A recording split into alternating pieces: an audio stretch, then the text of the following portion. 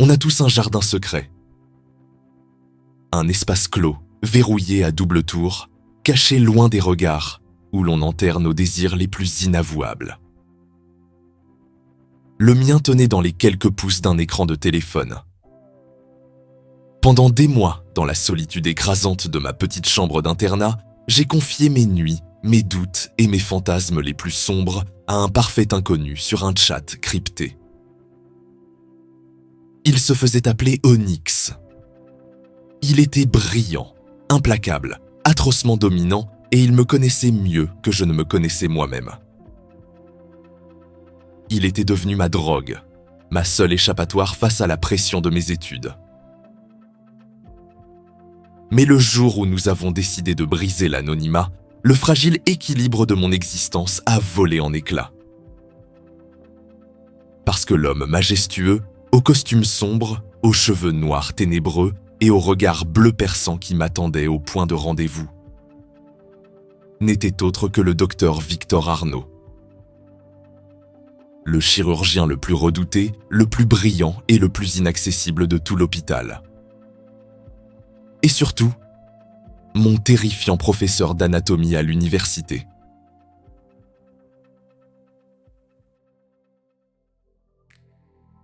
Bienvenue sur la chronique narrative PL.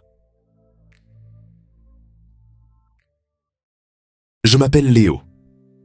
Je suis en 4e année de médecine. Sur le papier, pour mes professeurs et mes camarades, je suis l'étudiant parfait, le stéréotype absolu. Major de ma promotion, toujours assis au premier rang, silencieux et concentré. Je passe le plus clair de mon temps caché derrière mes lunettes de repos à monture fine, mes cheveux roux perpétuellement en bataille parce que je n'ai pas le temps de les coiffer, les yeux verts cernés de fatigue, rivés sur des manuels de pathologie pesant des tonnes.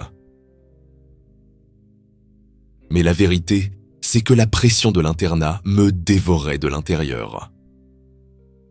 Chaque jour était une lutte pour ne pas sombrer sous le poids des attentes, des gardes épuisantes et de l'odeur constante d'antiseptique qui semblait s'être incrustée sous ma peau. Et la principale source de cette angoisse portait un nom. Victor Arnault. Un véritable titan dans les amphithéâtres. À 35 ans, il était déjà une légende dans le département de chirurgie. Il possédait un charisme glacial, presque aristocratique. Ses costumes sur mesure, toujours d'un noir ou d'un gris anthracite immaculé, moulaient un corps d'athlète qu'on devinait puissant sous le tissu. Mais le plus terrifiant chez lui, c'étaient ses yeux. D'un bleu polaire, tranchant, un regard qui semblait capable de disséquer l'âme de tous ceux qu'il fixait d'un simple coup d'œil. Il était intraitable avec moi. Plus exigeant, plus dur, plus cassant qu'avec n'importe quel autre étudiant de la promotion. Dès que je baissais les yeux, sa voix grave résonnait dans les haut-parleurs de l'amphi pour m'interroger sur les détails les plus obscurs de l'anatomie humaine. Il me poussait dans mes retranchements. Il me terrorisait. Et, à ma plus grande honte, il me fascinait totalement. Pour survivre à ce rythme sans finir sous calmant, j'avais trouvé un exutoire. Chaque soir, à minuit pile, quand le silence retombait enfin sur ma chambre étudiante, j'ouvrais cette application de messagerie sécurisée. Onyx était toujours là. Une petite pastille verte brillante dans l'obscurité numérique, m'attendant avec la patience d'un prédateur. Au début, nos échanges étaient innocents. On parlait de la fatigue, de l'exigence insensée de nos milieux respectifs. Il m'avait rapidement avoué avoir un poste à très haute responsabilité, diriger des équipes, devoir toujours garder le contrôle. Je lui avais parlé de mes angoisses d'étudiant, de mon besoin absolu de lâcher prise, de ne plus rien avoir à décider. Puis, au fil des semaines, nos mots ont glissé. Vers des terrains beaucoup plus sombres, plus intimes, dangereux. Onyx avait cette façon d'écrire. Autoritaire, directe, froide en apparence mais brûlante d'intention. Une simple phrase tapée sur son clavier me faisait frissonner de la tête aux pieds derrière mon écran. Il exigeait ma soumission verbale. Il voulait que je l'appelle monsieur. Il posait des règles strictes sur mes heures de sommeil, sur ma façon de lui répondre. Et je lui obéissais, avec une ferveur, un besoin de me soumettre qui me terrifiait moi-même. « Tu as été sage aujourd'hui, mon garçon ?» m'écrivait-il souvent, tard dans la nuit, alors que je luttais contre le sommeil. Le simple fait de lire ce surnom faisait grimper ma température corporelle. « À moitié, monsieur. J'ai eu du mal à me concentrer en cours aujourd'hui. J'ai pensé à vous. » « Vraiment ?» répondait-il dans la seconde. Et quelles pensées ont bien pu distraire mon étudiant modèle? Tu sais que je punis le manque de concentration. Je mordais ma lèvre inférieure à en faire couler le sang, le souffle court dans le noir de ma chambre. La vérité, la seule vérité, c'est que je n'arrivais pas à me concentrer en cours à cause du regard bleu acier du docteur Arnaud. Je vivais une double vie épuisante. Le jour, je tremblais sous l'autorité professorale d'un tyran magnifique. La nuit, je me pliais volontairement aux exigences sensuelles d'un maître sans visage. Je croyais pouvoir maintenir cette barrière étanche pour toujours. Jusqu'à ce fameux vendredi de décembre. La pluie fouettait les carreaux de ma chambre. Je venais de me connecter. Onyx n'a pas commencé par ses questions habituelles. Son message est apparu sur mon écran, glacé, définitif, et a fait rater un battement cruel à mon cœur. Le jeu virtuel ne me suffit plus. Tes mots ne me suffisent plus. J'ai arrêté de respirer. Mes doigts tremblaient au-dessus du clavier tactile. Une seconde bulle de texte est apparue. Café des Arts. 20h. Ce soir. Porte quelque chose de vert pour que je te reconnaisse. Ne sois pas en retard, tu connais ma tolérance pour les retards. Je n'avais plus le choix. Le maître avait convoqué son élève, et je savais pertinemment que je n'aurais jamais la force de lui désobéir. J'étais terrorisé. Le trajet en métro jusqu'au Café des Arts m'a paru durer une éternité. Il pleuvait à verse. Les gouttes glacées s'écrasaient contre mon visage, mais je ne sentais pas le froid. Mon sang bouillonnait. Une boule de pure angoisse, mêlée à une excitation viscérale, me nouait l'estomac. J'ai poussé la lourde porte en chêne du café à 20h05 précises, les mains tremblantes, enfouies au fond des poches de mon manteau humide. L'endroit était feutré, intimiste. Une musique jazz flottait doucement dans l'air, noyée sous l'odeur réconfortante du café torréfié et du cuir ancien. La salle était presque vide à cette heure-là. J'ai avalé difficilement ma salive et j'ai scruté la pénombre, cherchant le signal. La rose rouge. Onyx m'avait dit qu'il la poserait sur sa table. Je l'ai vue. Au fond de la salle. L'oxygène a instantanément quitté mes poumons. La respiration m'a manqué. Le monde s'est mis à tourner au ralenti. Assis à une table, la posture droite, impériale, sirotant un expresso avec une élégance redoutable, se trouvait le docteur Victor Arnaud. Je me suis figé au milieu de la pièce. Une statue de sel, incapable de faire un pas de plus. Ce n'était pas possible. C'était une hallucination née de mon épuisement, une coïncidence macabre. Mais il n'y avait personne d'autre, et la rose rouge, posée juste à côté de sa tasse en porcelaine, semblait me narguer. Mon premier instinct, primitif et violent, a été de fuir. de faire demi-tour, de courir sous la pluie, de supprimer l'application et de disparaître. Mais au moment où mon pied a esquissé un mouvement de recul, ses yeux se sont relevés. Ce regard bleu acier, tranchant comme un scalpel, a balayé la salle. Et il m'a verrouillé. Le temps s'est arrêté. J'ai vu le froncement imperceptible de ses sourcils. J'ai vu son regard de prédateur analyser ma silhouette tremblante, mes cheveux roux trempés par la pluie, mon regard paniqué. Puis ses yeux sont descendus sur mon cou, sur l'écharpe verte émeraude que je portais, le signe de reconnaissance que mon maître numérique avait exigé.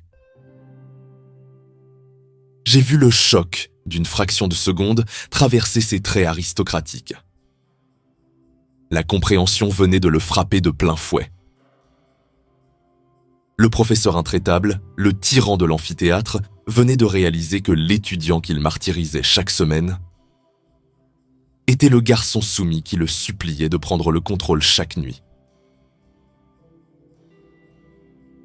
Je m'attendais à la foudre. Je m'attendais à le voir se lever, outré, dégoûté et me chasser, à être convoqué le lendemain pour être exclu du département de médecine. Mais il n'a pas bougé. Il a lentement reposé sa tasse sur sa soucoupe. Un infime tintement de porcelaine qui a résonné dans mon crâne comme un coup de tonnerre. Et puis, un sourire a étiré ses lèvres. Un sourire infiniment lent, infiniment sombre. Un sourire de pure possession. Il a levé sa grande main et a tapoté la banquette de cuir à côté de lui. Pas en face de lui. À côté de lui. Un ordre silencieux. Absolu. Mes jambes ont bougé toutes seules. Mon esprit hurlait de terreur, mais mon corps obéissait à son maître avec une facilité déconcertante. Je me suis approché comme un condamné marchant vers l'échafaud. Je me suis laissé glisser sur le cuir froid de la banquette. Dès que je me suis assis, la chaleur irradiante de son grand corps a enveloppé le mien. « Léo » a-t-il murmuré. Entendre mon prénom prononcé avec ce timbre grave, rocailleux, dépouillé de son formalisme professoral, a glissé sur ma peau comme une lame chaude. « Docteur Arnaud, je vous jure que je suis désolé. Je ne savais pas. C'est une erreur. » Ai-je balbutié, mes yeux verts fuyant les siens, fixant désespérément mes mains tremblantes sur mes genoux. Il s'est penché vers moi. Son parfum boisé, mêlé à une légère note de poivre noir, m'a complètement enivré. « Ne t'excuse pas. » Sa voix n'était qu'un souffle autoritaire près de mon oreille. Sa main a glissé sous la table, à l'abri des regards. Elle est venue se poser fermement, lourdement, sur ma cuisse. J'ai étouffé un hoquet de surprise. Mon dos s'est raidi contre le dossier. « Regarde-moi, Léo. » Je n'ai pas pu résister. J'ai relevé la tête, noyant mon regard dans l'océan polaire du sien. Il a resserré son emprise sur ma cuisse. Ses longs doigts de chirurgien exerçaient une pression brûlante, presque douloureuse, à travers le tissu de mon pantalon. « Tu m'appartiens la nuit, Léo, depuis des mois. » Son regard a plongé sur mes lèvres tremblantes. « Et tu m'appartiens le jour, assis au premier rang de mes amphithéâtres. » Le vertige m'a pris. La pièce s'est mise à tanguer. « L'équation est d'une perfection absolue, » a-t-il chuchoté avec un rictus triomphant. « Et je compte bien te le prouver, dès lundi. » Le week-end a été une lente agonie. Je n'ai pas fermé l'œil. Mon téléphone était resté silencieux. Onyx n'avait plus besoin de m'écrire. Victor avait pris le relais dans mon esprit. Le lundi matin, J'ai pris place dans l'amphithéâtre. La salle était comble. 300 étudiants en médecine, silencieux, studieux. Quand le docteur Arnaud est entré, sanglé dans un costume 3 pièces gris perle, une vague de silence absolu a balayé la salle. Ce cours a été un supplice psychologique d'une perversité magnifique. Il donnait une conférence sur le système nerveux central, sur la douleur et le plaisir. Et son regard ne m'a pas quitté. Pas une seule seconde. Chaque terme technique qu'il prononçait, chaque description anatomique, chaque modulation de sa voix grave semblait posséder un double sens terrifiant, adressé à moi seul. Le système nerveux sympathique s'active face au danger, ou face à l'anticipation, expliquait-il en marchant lentement le long de l'estrade, ses yeux bleus rivés sur moi. Il dilate les pupilles, il accélère le rythme cardiaque, exactement comme lorsque le sujet sait qu'il est sur le point de perdre le contrôle face à une autorité supérieure. J'avais l'impression de brûler sur place. Je baissais les yeux sur mes notes, incapable d'écrire un traître mot. Mes paumes étaient moites, mon souffle était court. Il jouait avec moi. Il démontrait sa suprématie absolue, en public, sous les yeux de 300 personnes qui ignoraient tout de notre secret. À la fin de l'heure, le brouhaha des étudiants rangeant leurs affaires a empli la salle. J'ai fermé mon classeur, priant pour me fondre dans la masse et fuir. Mais sa voix a claqué au micro, résonnant contre les murs de l'amphi. « Léo, dans mon bureau, immédiatement. » Mes camarades m'ont lancé des regards de pitié. Être convoqué dans le bureau d'Arnaud équivalait généralement à une exécution en règle. Ils ne savaient pas à quel point la vérité était infiniment plus dangereuse. J'ai remonté le long couloir du département de chirurgie, le cœur battant à tout rompre. J'ai frappé à la lourde porte en chêne de son bureau privé. « Entrez !» J'ai franchi le seuil, la tête baissée. Le bureau était immense, tapissé de bibliothèques anciennes et de diplômes encadrés. Une lumière grise filtrait par les immenses fenêtres donnant sur le campus. À peine avais-je fait 2 pas que la porte s'est refermée derrière moi, avec un claquement sec. Le bruit métallique du verrou que l'on tourne m'a fait sursauter. Victor s'est avancé.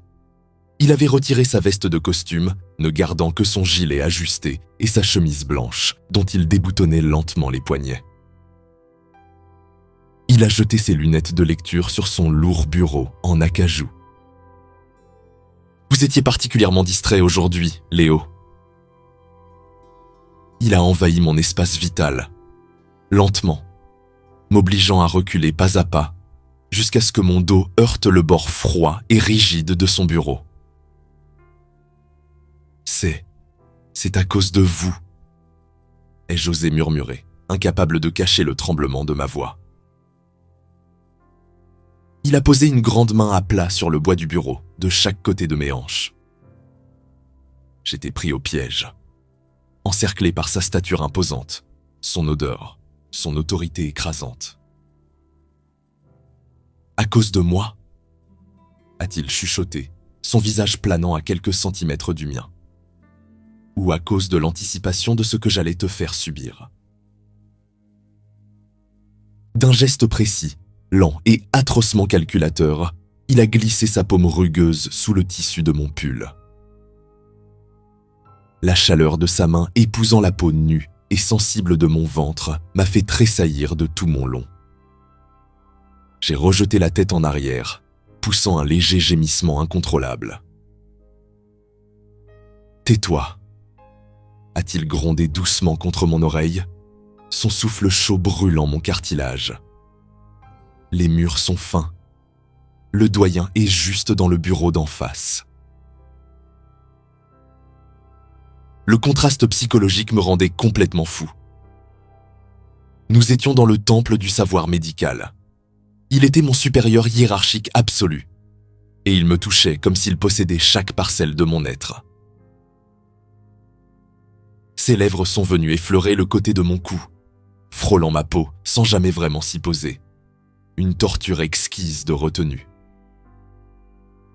Pendant ce temps, sa main remontait lentement le long de ma poitrine, explorant ma musculature tendue, comptant presque mes côtes avec la précision clinique d'un chirurgien qui évalue son terrain. « Tu aimes ça, n'est-ce pas ?» a-t-il murmuré, sa voix résonnant profondément dans son propre torse pressé contre le mien.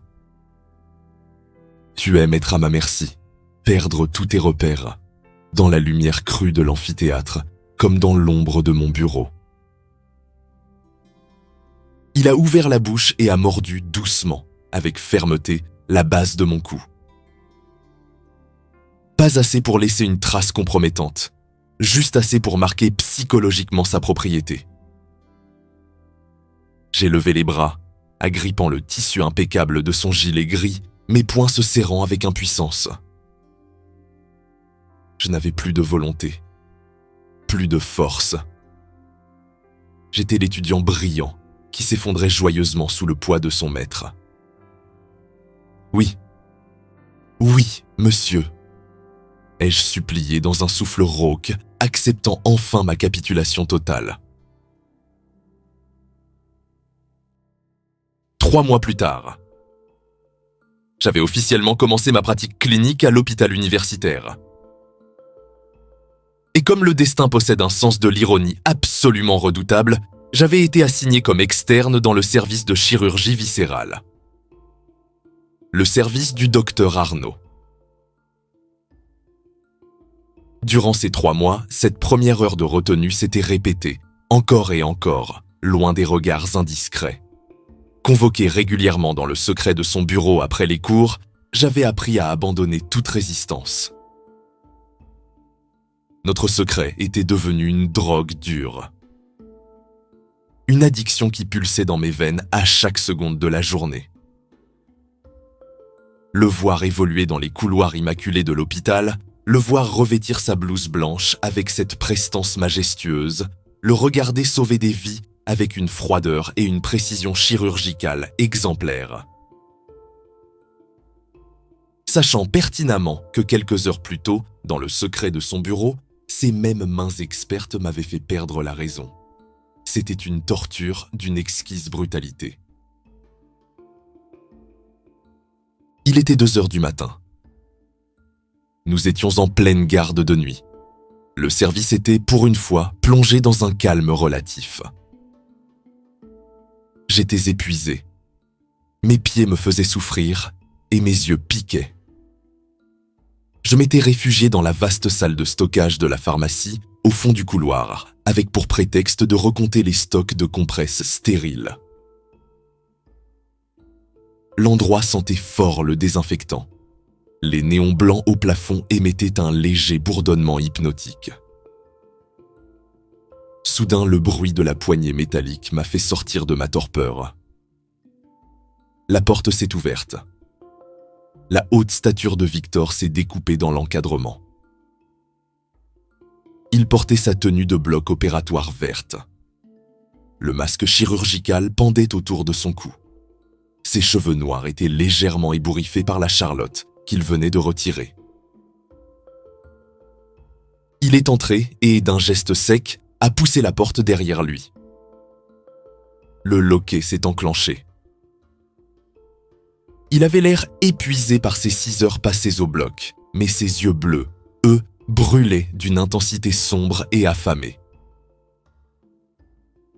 Sans dire un mot, il s'est approché de moi avec la démarche lourde et silencieuse d'un fauve, réduisant la distance jusqu'à envahir mon espace vital. « Docteur !» ai-je chuchoté en reculant instinctivement d'un pas, mon cœur se remettant à battre la chamade. « On pourrait nous voir. Vous devriez vous reposer. » Personne n'entre ici sans mon autorisation directe. a-t-il rétorqué d'une voix basse, éraillée par la fatigue, son visage planant à quelques centimètres du mien. Et sans me laisser le temps d'ajouter un mot, il m'a attrapé par la taille. D'un seul geste puissant, démontrant une force effrayante malgré son épuisement, il m'a soulevé du sol pour m'asseoir sur la surface métallique et froide d'un grand chariot de fournitures médicales. Je me suis retrouvé à sa hauteur. Il s'est immédiatement glissé entre mes jambes écartées, collant son bassin contre le bord du chariot. Ses mains rugueuses, celles-là même qui venaient de réparer un corps humain, se sont posées sur mes cuisses. Elles ont glissé le long de mes jambes, s'infiltrant sous la fine toile de ma blouse d'externe avec une possessivité arrogante. « Je te regarde courir dans les couloirs depuis midi, Léo. » a-t-il murmuré, son visage planant à quelques millimètres du mien. J'ai failli perdre ma concentration 3 fois au bloc opératoire en pensant à ta nuque inclinée sur tes dossiers. Avant que je puisse formuler une réponse, il a plaqué sa bouche contre la mienne. Un baiser sauvage, profond, urgent. Il sentait le café froid, la fatigue et cette odeur masculine brute qui n'appartenait qu'à lui. J'ai ouvert la bouche en grand, m'accrochant désespérément à ses larges épaules. Mes doigts se sont perdus dans les mèches sombres à l'arrière de son crâne. Dans le silence aseptisé et clinique de l'hôpital, l'interdit de la situation rendait chaque contact 1000 fois plus électrique. Il a mordu ma lèvre inférieure, m'arrachant un gémissement aigu. Sa grande main est venue se plaquer fermement sur ma bouche pour étouffer le son. « Chut !» a-t-il ordonné, ses yeux bleus plongeant dans les miens avec une autorité absolue. « Souffre en silence, mon externe. Les patients dorment. » Mon bassin s'est soulevé instinctivement contre lui. Il m'a dominé avec une intensité folle sur ce chariot médical glacé, m'arrachant des souffles courts, m'obligeant à étouffer mes râles de plaisir contre le coton vert de sa tenue de bloc. À cet instant, dans cette pièce exiguë, il n'était plus seulement le meilleur chirurgien du pays. Il était le maître absolu des lieux. Il était mon maître. Les années ont passé. La fin de mes études et l'obtention de mon diplôme de médecine avaient marqué la fin de notre clandestinité universitaire. J'avais emménagé chez lui, dans son immense appartement, au cœur des beaux quartiers de la ville. Mais contrairement à ce que l'on aurait pu croire, notre dynamique n'avait pas disparu. Elle s'était sublimée. Elle était devenue notre équilibre. Il restait ce médecin-chef autoritaire, exigeant, tranchant avec les incompétents et follement protecteur envers moi. J'étais devenu un médecin confiant, capable de diriger mes propres patients, mais une fois la lourde porte de notre appartement franchie, je n'aspirais qu'à une seule chose, abandonner le contrôle et me remettre entièrement entre ses mains expertes. C'était un dimanche après-midi, à la fin du mois d'octobre. La pluie battait avec régularité contre les grandes baies vitrées du salon. J'étais allongé sur le ventre, nu sous les draps de soie de notre immense lit défait. J'étais littéralement brisé par une garde épouvantable de 48 heures aux urgences. Je sentais la fatigue peser comme du plomb sur chacune de mes vertèbres. Le matelas s'est doucement enfoncé sous son poids. Victor s'est agenouillé derrière moi. J'ai entendu le léger cliquetis d'un flacon en verre. Il tenait une huile de massage qu'il avait pris le temps de chauffer entre ses paumes. « Détends-toi, mon amour », a-t-il murmuré d'une voix veloutée, enveloppante. « Ne pense plus à rien. Laisse-moi faire. » Le contact de ses grandes mains huilées et brûlantes, se posant sur le creux de mes reins, m'a fait frissonner jusqu'à la racine des cheveux. Il a appliqué une pression ferme, lente, experte, glissant vers le haut de mon dos. Un long soupir de béatitude m'a échappé. Mes yeux se sont fermés d'eux-mêmes. Il connaissait la cartographie de mon corps par cœur. Mieux que n'importe quel atlas d'anatomie qu'il enseignait autrefois. Il connaissait chaque nerf, chaque zone de tension, chaque muscle endolori. Il malaxait mes épaules douloureuses avec une douceur possessive, ses pouces puissants remontant lentement le long de ma colonne vertébrale. L'ambiance était incroyablement intime, lourde de tendresse et de sensualité latente. Le bruit régulier de la pluie accompagnait le glissement hypnotique de ses paumes sur ma peau. Il s'est penché en avant. Ses lèvres sont venues déposer un baiser lent et humide entre mes omoplates, avant de remonter le long de ma nuque, écartant délicatement mes cheveux roux. « Tu es si parfait, Léo », a-t-il chuchoté contre ma peau, son souffle chaud me faisant frémir. Mon médecin prodige, mon chef-d'œuvre. D'un mouvement plein de douceur, il a retourné mon corps épuisé. D'un geste fluide, il s'est débarrassé du vêtement qu'il portait, dévoilant la musculature puissante de son torse. Il s'est allongé sur moi, le contact brûlant de sa peau nue contre la mienne, m'arrachant un frisson, recouvrant ma silhouette plus fine de la sienne. Son regard bleu, d'ordinaire si froid pour le reste du monde, était plongé dans mes yeux verts, avec une adoration et une dévotion qui me coupaient le souffle. Le dominant implacable qui terrorisait l'hôpital n'appartenait désormais qu'à moi. Le printemps de ma titularisation officielle était arrivé. J'avais décroché un poste de médecin titulaire très convoité. Mais ce jour-là, pour célébrer l'événement, nous n'étions ni à l'hôpital, ni dans notre appartement. Nous étions dans l'arrière-boutique feutrée et luxueuse du meilleur tailleur pour hommes de la capitale. Victor avait exigé, avec cette autorité que je ne lui refusais jamais, de m'offrir un costume sur mesure pour fêter mon nouveau statut. J'étais seul dans la vaste cabine d'essayage, entouré de grands miroirs triptyques.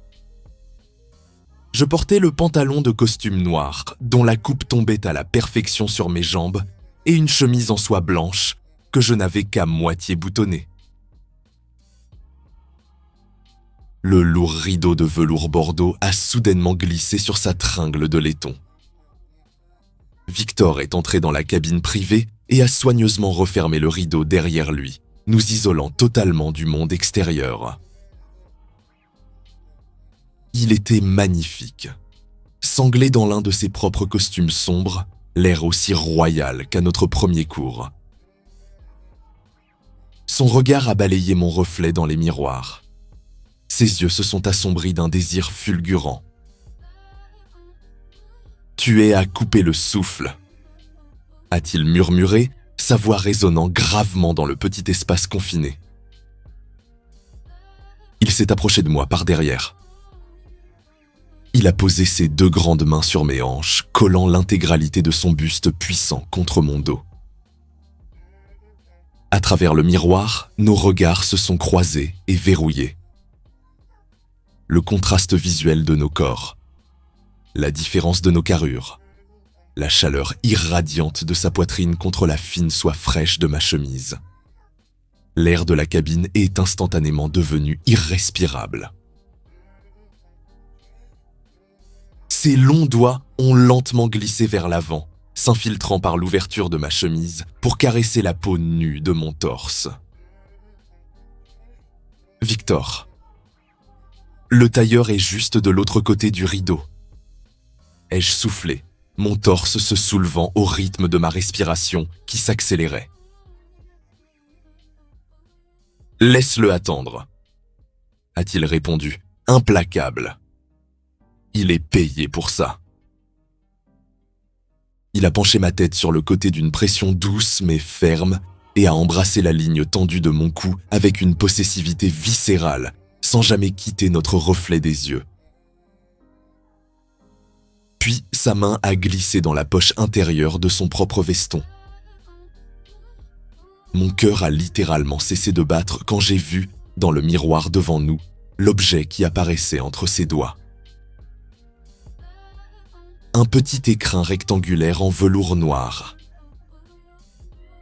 Victor Arnault ne s'est pas mis à genoux.